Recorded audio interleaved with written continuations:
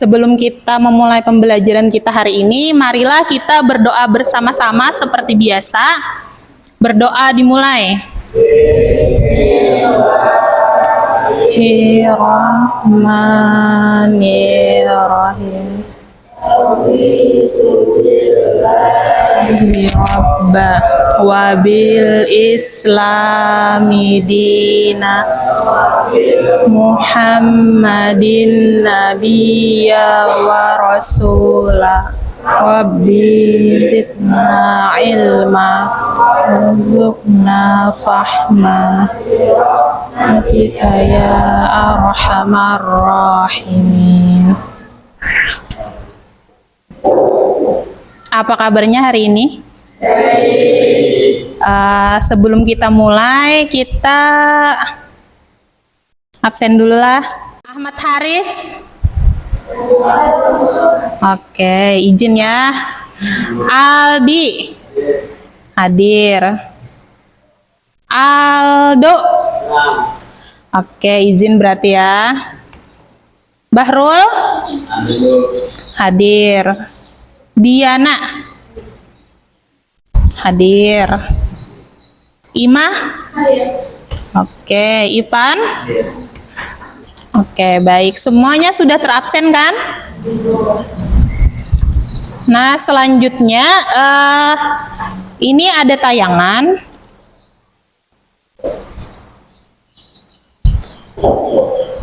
Kira-kira layarnya coba lihat dulu. Yang di belakang kelihatan? Kelihatan ya? Nah, di sini ada tayangan. Bentar nih, kita melihat dulu sama-sama. Ya, harapan warga Jawa Timur untuk merasakan jalan mulus tampaknya harus perhatikan ya videonya ya. Pasalnya, Pemprov Jawa Timur yang rencananya akan memperbaiki jalan nasional lewat diskresi urung dilakukan. Pemerintah pusat berdalih, pemerintah provinsi tidak punya kewenangan untuk melakukan diskresi. Lantas, sampai kapan jalan rusak dibiarkan begitu saja? Masih ingat Dirun? Ya, ia didamprat Bupati Sidoarjo Saiful Ilah pada 2015 lalu karena protes jalan akses ke desanya tak kunjung diperbaiki.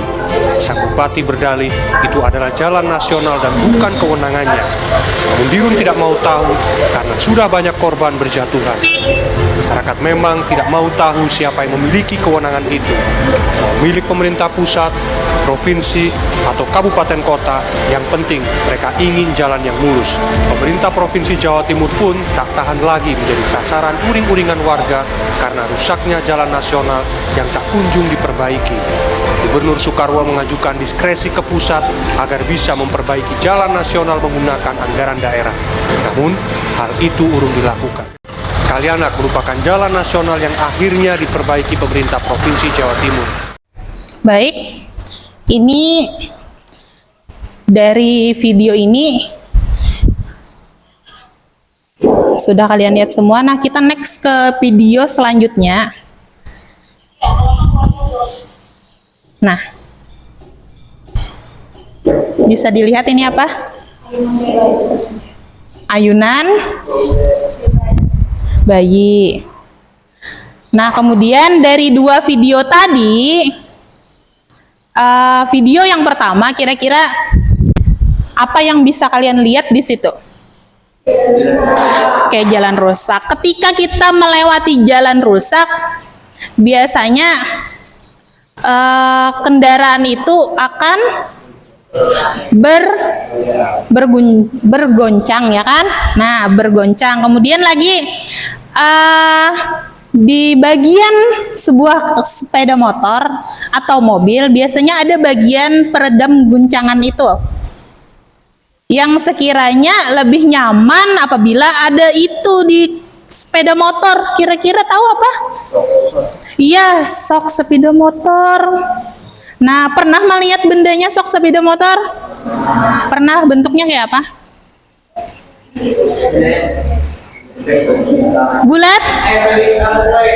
Kayak melingkar, mirip apa? Kayak per, ya kayak per. Berarti sok itu kan sebenarnya versi besarnya per ya kan? Nah, kemudian ada nggak hubungannya dengan video yang kedua ini? Kalau ini ayunan juga menggunakan per juga. Nah, bahasanya kalau di fisika seringkali per ini disebutnya pegas. Nah, jadi kita selanjutnya akan membahas yang berkaitan dengan pegas, yaitu hukum Hooke. Nah, hukum Hooke. Nah, kemudian kira-kira nih, untuk apa sih kita belajar hukum Hooke ini? Kadang seringkali di fisika itu dipertanyakan gagasan apa atau untuk apa kita belajar, ngalih-ngalih belajar, sulit-sulit mempelajari perhitungan untuk apa. Nah, di sini dalam kehidupan nyata hukum Hooke ini berfungsi yang pertama digunakan dalam peredam kejut pada kendaraan atau apa tadi, berupa sok sepeda motor atau sok mobil, semuanya kayaknya ada soknya ya lah.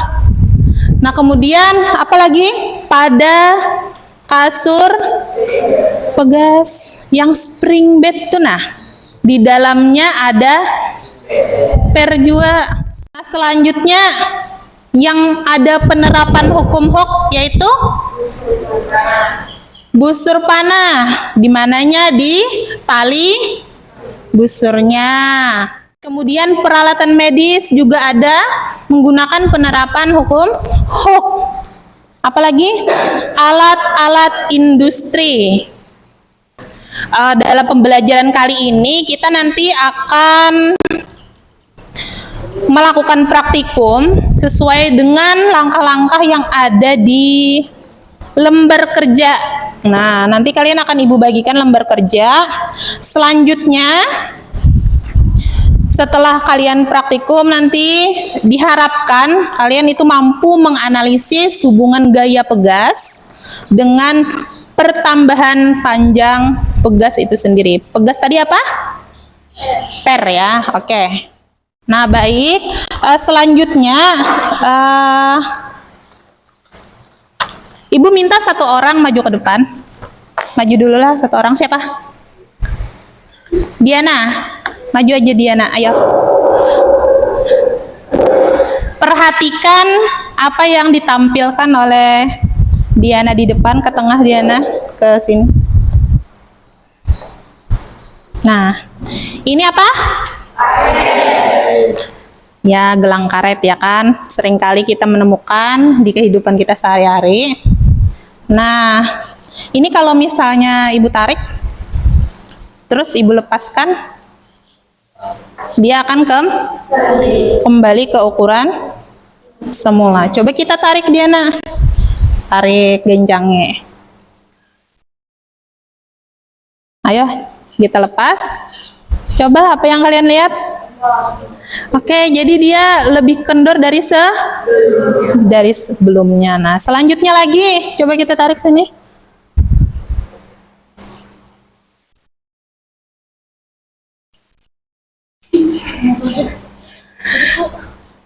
Ini kalau Ibu tarik terus, kira-kira apa yang terjadi?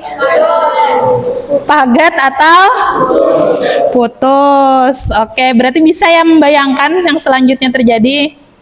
Bisa putus. Berarti yang namanya ini karet, kalau kita tarik sedikit sesuai batasnya, berarti bisa kembali ke bentuk semula. Tapi nanti kita terlalu kencang menarik, itu bisa menjadi lebih kendor.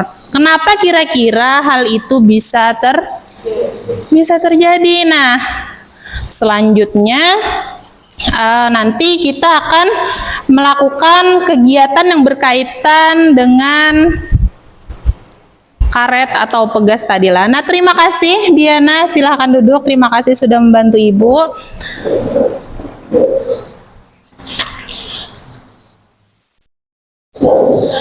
Selanjutnya, Ibu akan membagi kalian menjadi 4 kelompok. Nah, perhatikan baik-baiklah.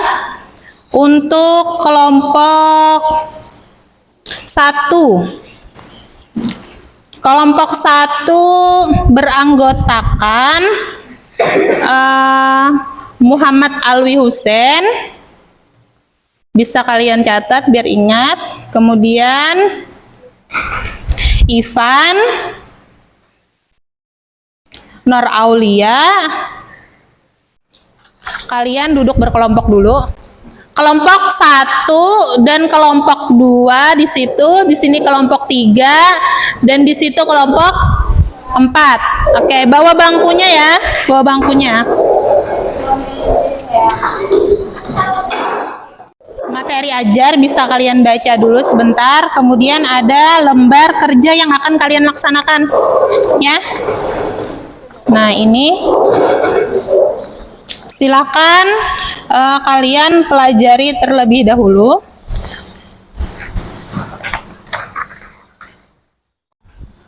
Perhatikan di dalam LKPD itu ada langkah-langkahnya, langkah percobaan, kemudian ada alat dan bahannya di lembar kerja. Nah, itu nanti yang akan kita lakukan hari ini.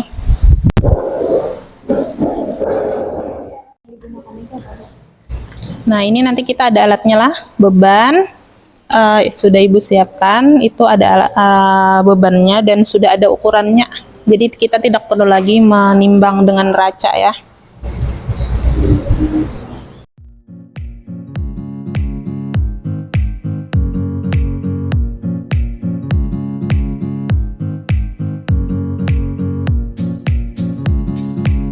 Silakan masing-masing kelompok mengambil alat sesuai yang ada di lembar kerjanya. Silakan ya.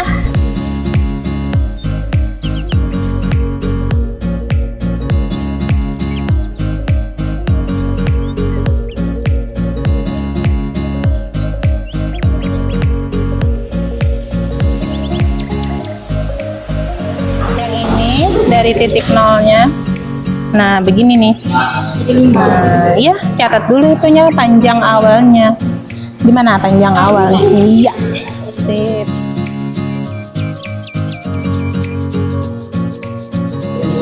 Sebelum diberikan beban sudah diukur, Nak? Belum ya? Mana? Ukur dulu yang sebelum diberikan bebannya.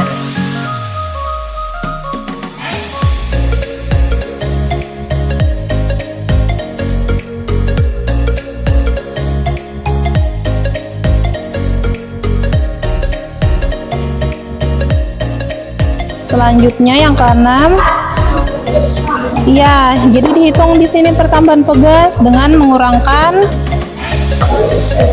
ini dikurang dengan iya, yang ketiga di situ. Perhatikan cara mengukurnya, kalau bisa lurus, ya, penggarisnya lurus dan dari nol.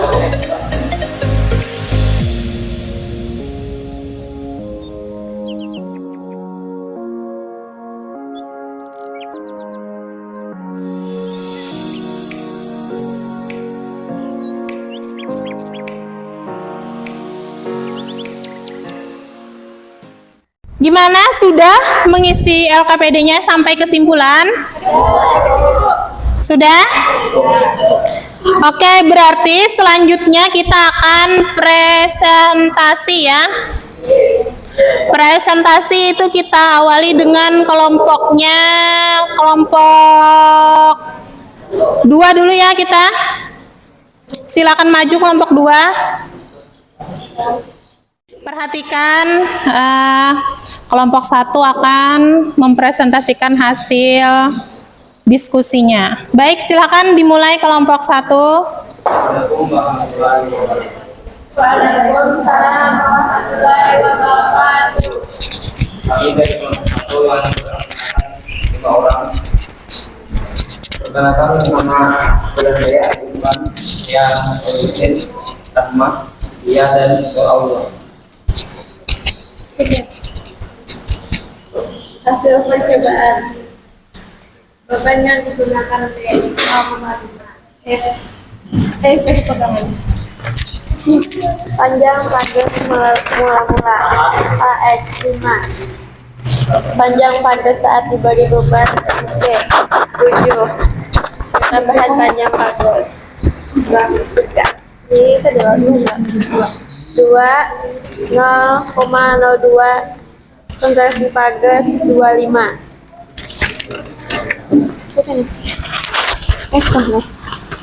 Beban yang digunakan F 1. Panjang pegas mula-mula 5. Panjang pegas saat diberi beban 9,5. Pertambahan panjang pegas 4,5 0,045. Konstanta pegas 22,2.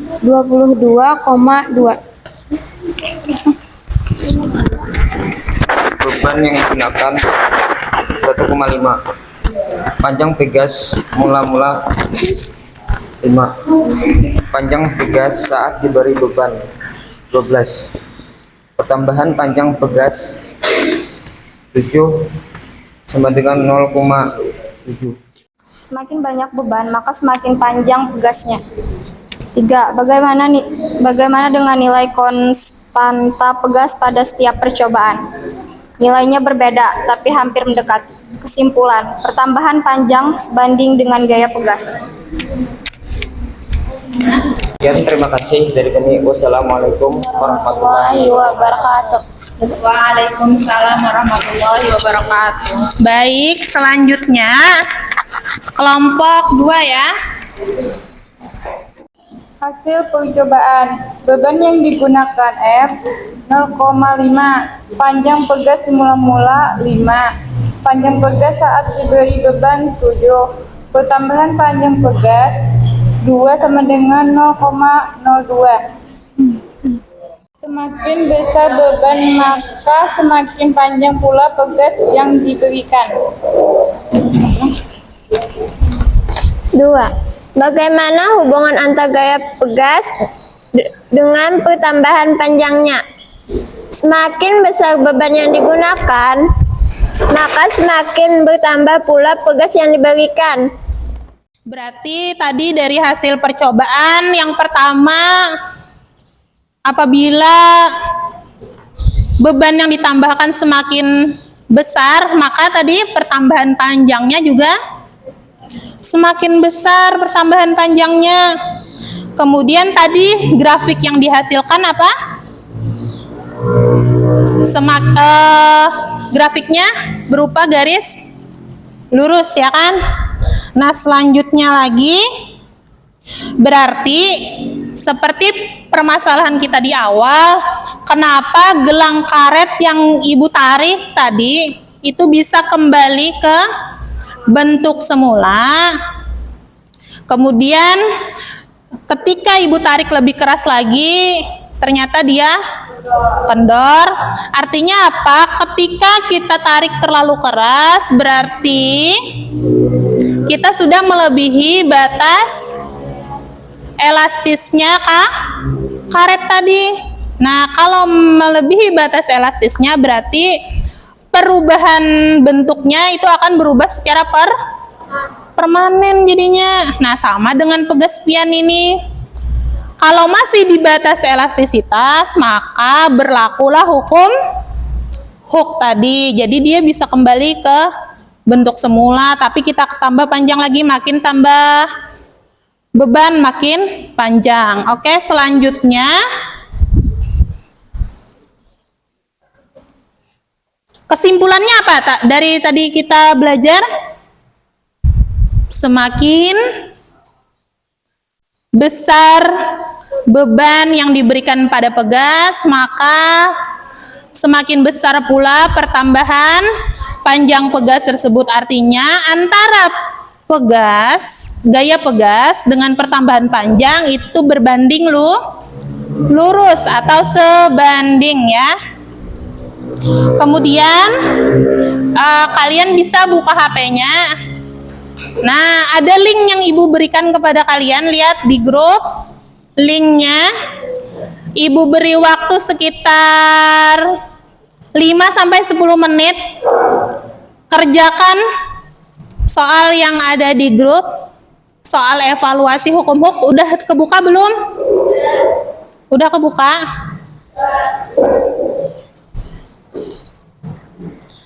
Silakan dikerjakan, yang ada perhitungannya silakan dihitung. Ada terbuka soal evaluasinya. Ibu beri waktu sekitar 5 menit ya. Lelet ya? Ya tunggu dulu sebentar, siapa tahu nanti bisa ya. Atau mau cari posisi yang sinyalnya bagus boleh.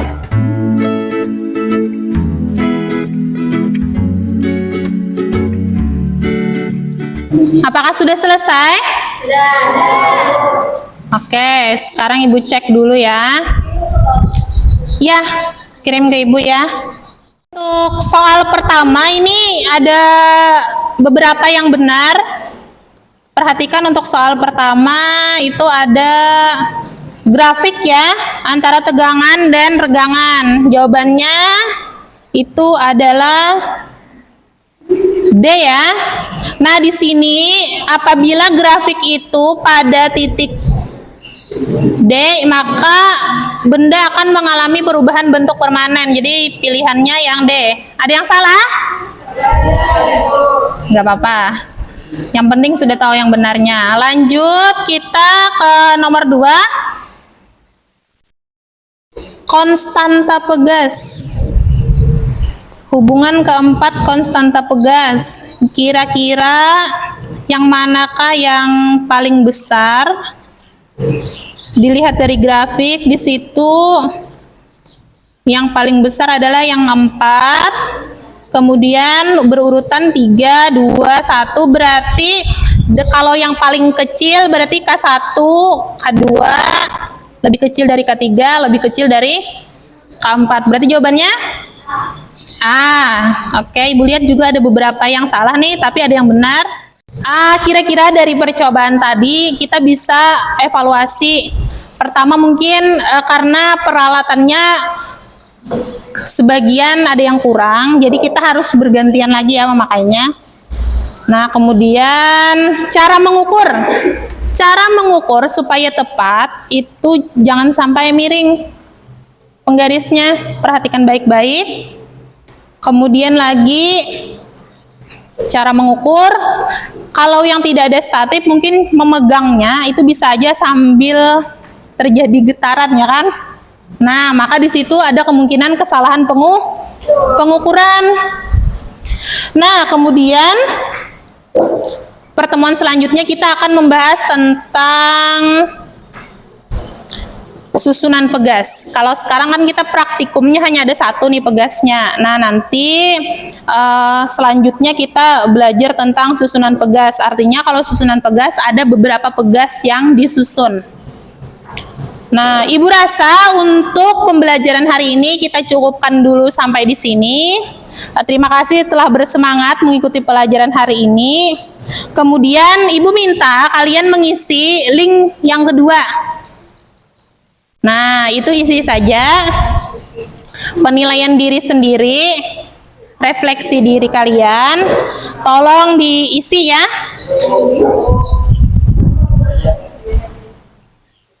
Nah, hanya jawabannya sangat setuju, setuju, tidak setuju, dan sangat tidak setuju.